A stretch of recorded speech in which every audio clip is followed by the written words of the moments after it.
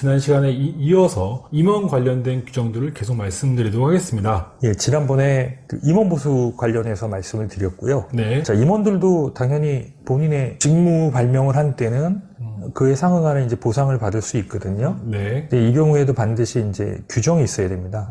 예, 그래서 직무 발명 보상 규정을 지금 따로 좀 두고 있는 거고요. 주주총회 거리를 거쳐서 직무 발명 보상 규정에 의해서 지급을 해야 되나. 물론 이제 별도의 직무 발명 보상 규정이 따로 있어야 됩니다. 다음으로는 이제 이사의 회사에 대한 책임 감면을 말씀을 드리겠습니다. 사실 이제 우리가 보통 법인이 어떤 의사결정을 할 때는 이제 이사회의 결의를 거치는 경우가 많이 있습니다. 네. 예, 그래서 이제 거래 상대방이 당신들 이사회 결의를 거친 근거를 갖고 와라. 근데 이제 이게 없으면은 나중에 우리 이사회에서 반대합니다. 그럼 그 거래가 깨질 수 있잖아요. 그러다 보면 이제 결의에 어떤 하자가 있어서 법인이 법적 책임을 져야 될 때는 이제 이사회에 대해서도 책임을 물게 되겠죠. 그러면 이 이사에 대한 책임을 무한대로 키워놓으면 사실은 이제 누가 이사하려고 하겠어요. 예, 역할 책임이 보상에 비해서 월등히 크다 보면 이사를 안 하려고 하겠죠. 그러니까 주주들 전원이 어느 정도는 이사에 대한 책임의 한도를 정해줘야 되는 필요성이 있습니다. 이건 되게 합리적인 얘기인 것 같아요. 그게 보통 6배인가요? 통상 상법에 나와 있는 건 이제 6배, 사회에서 3배 이렇게 되어 있습니다. 물론 이건 이제 이 기준보다 더 높일 수는 있어요. 대신에 이제 이거는 주주에 따라서 생각이 다를 수도 있겠죠. 그렇죠. 주주 전원이 동의할 경우에 면제가 되는 거예요.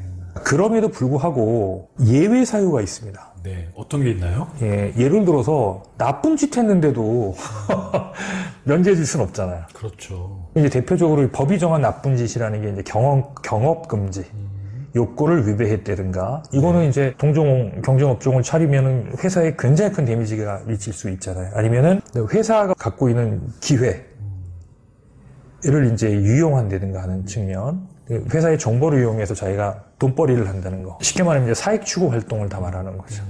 그래서 이런 공식적인 사익 추구 활동을 하는 경우에는 면제 대상에 해당되지 않는다는 거예요. 네. 이때의 책임은 무한대. 다만 이제 공적인 부분에서 책임을 져야 될 경우에는 이제 6배다. 이렇게 이해하시는 게 맞는 거예요. 네. 예, 사익 추구 활동 영역까지 전부 다 면제해 주는 것은 아니다. 이렇게 이해를 하시면 될 겁니다. 50조는 이제 대표이사의 선임에 대한 겁니다. 여기서 이제 크게 우리 대표이사 하면 3가지로 분류될 수 있을 겁니다. 단독 대표가 있죠. 네. 그 다음에 각자 대표 또는 이제 공동 대표 이렇게 3가지가 있을 겁니다. 정관에는 대표이사는 이사 중에 선임하는 거니까 이사회에서 선임하겠죠. 네네. 이사가 2명 이하인 경우에는 이사회가 구성 당연히 돼 있지 않으니까 주주총회 이 문구가 반드시 들어가 있어야 됩니다. 네. 2인 이하인 경우에 대표이사를 선임해야 되는 경우에는 이 문구가 반드시 들어가 있어야 된다. 그 다음에 여기 보면 이제 각자 또는 공동 대표로 정할 거다. 그러면 어느 경우에 각자 대표를 두고 어느 경우에 이제 공동 대표 이사를 둘 것인가가 되게 중요하겠죠. 궁금합니다. 어떤 기준인지. 예를 들어서 회사 분야별로 매출이 있고 생산이 있어요. 네.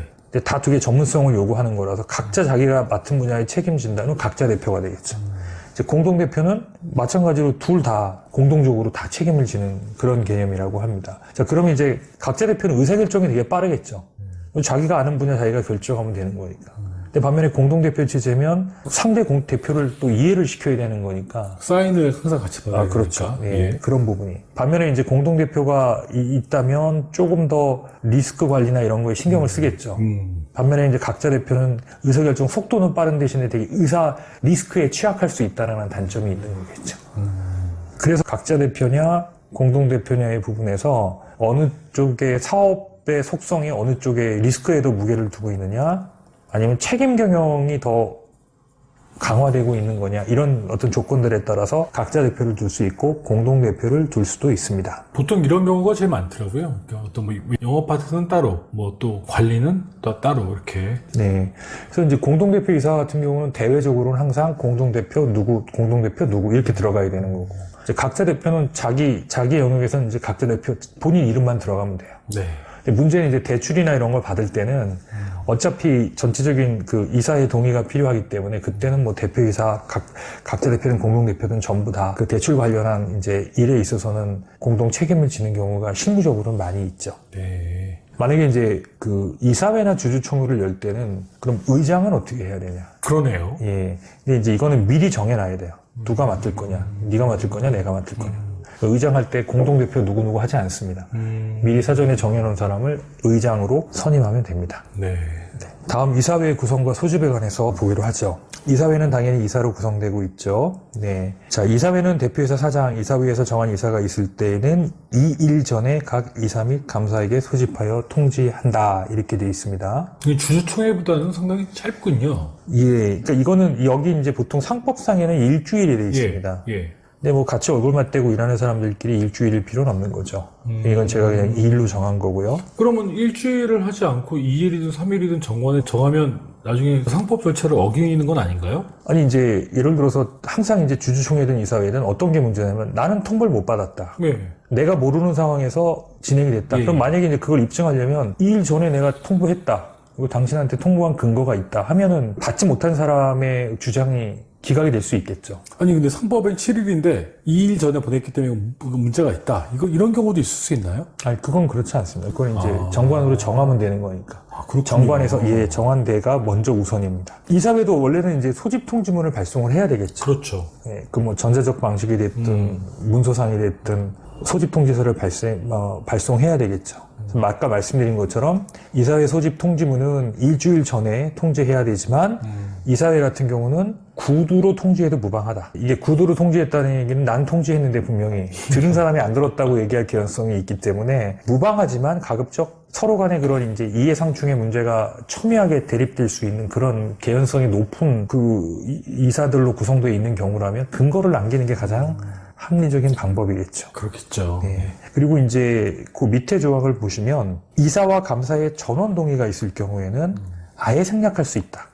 이사회를 열고 사후적으로 전원 동의가 있었다라는 그 서명이나 날인을 하게 되면 아예 소집 절차도 생략될 수 있다는 부분이 있습니다. 주주총회와 동일하네요. 그렇죠. 주주총회는 대신에 이제 자본금이 10억 미만인 경우. 그렇지만 이사회는 자본금 여건과 상관없이 생략할 수 있다는 거예요. 전원 동의가 있다면. 이제 자본금 10억이 넘을 정도면 특정인이 다 했다기보다는 다른 쪽에서도 최대 주주가 있을 가능성이 높고 그 주주그룹에서도 이사를 선임했을 가능성이 높겠죠. 그 이사는 그 자기들 주주그룹의 이익을 대변할 가능성이 크니까 이제 그런 경우에는 이런 부분 때문에 꼬투리가 잡힐 수 있는 거니까 상법이 정한 요건을 최대한 지키는 게 유리하겠죠. 네. 그리고 이사는 3개월 이내 이상 집행상황 이상에 보고하여야 한다라고 돼 있는데 이렇게 이사회에 대한 모임을 우리 정례화하는 것들을 이렇게 정관에 적어놓게 되면 이게 지켜야 될 의무사항이 되는 거고요. 굳이 뭐 그런 의무사항을 표기할 필요가 없는 경우에는 굳이 불리한사항은 넣을 필요가 없겠죠. 이사회의 결의사항은 결의 방법부터 한번 볼까요? 과반수 출석과 출석이사의 과반수로 한다. 예를 들어서 이사가 3명이에요. 그럼 과반수면 이제 1.5명은 있을 수가 없잖아요. 2명이나. 2명이고 출석이사의 반이니까 이제 1명이 되겠죠. 이사는 이사회 전부 또는 일부가 직접 회의에 출석하지 아니하고 뭐 원격 통신, 요즘은 이제 다 뭐 인터넷으로 하고 하니까 원격 통신의 경우에도 허용한다. 이해관계가 있는 자는 의결권을 행사하지 못한다. 이렇게 되어 있습니다. 이 정도만 참고하시면 될 것 같고요. 자, 이사회 의결사항은 이렇게 제가 여기 언급한 것처럼 다 정해도 되고요. 이제 주주총회와 이사회에 대한 어떤 그 구분이 명확한 기업 같은 경우는 주주들 동의는 이런 걸 받아라. 너희들 이사들끼리는 이런 거 결정해라. 이걸 명확히 구분하는 게 의미 있겠죠.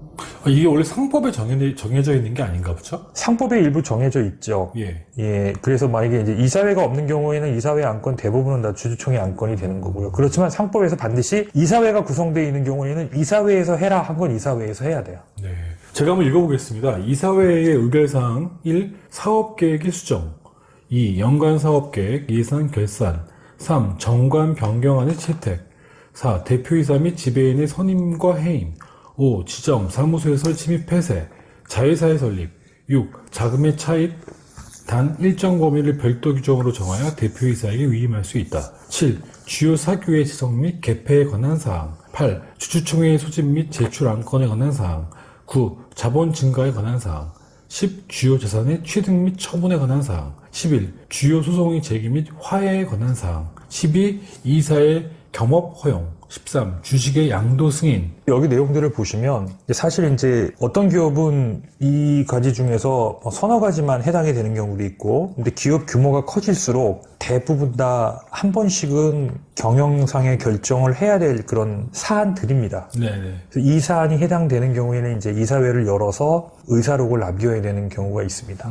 그럼 만약에 의사록을 남기지 않았다. 그럼 어떤 문제가 생길까요? 나중에 법적 분쟁이 그럼 이제 그렇죠. 실시가 되겠죠. 예를 들어서 이제 이사들 간에 이제 분쟁이 생겼을 경우에는 근거가 없잖아요. 그러니까 이사회를 열지 않고 의사결정을 한 거기 때문에 그건 이제 법률적인 하나의 분쟁이 될 수도 있고요. 세법에서는 이사회 결의를 거치지 않고 이렇게 진행된 게 이제 특수 거래 관계인 간에 이제 부당행위 소지가 될 수 있는 거죠.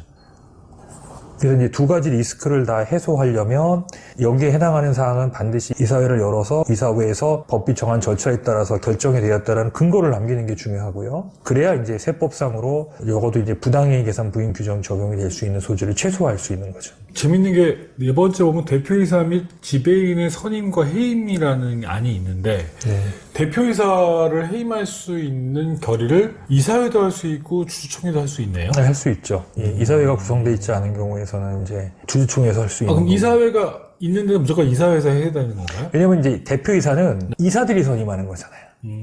사내 이사 중에서 대표이사를 선임하는 거기 때문에 해임도 이제 그 이사들이 대표이사는 그 주주총회에서 결정하는 게 아니군요. 그렇죠.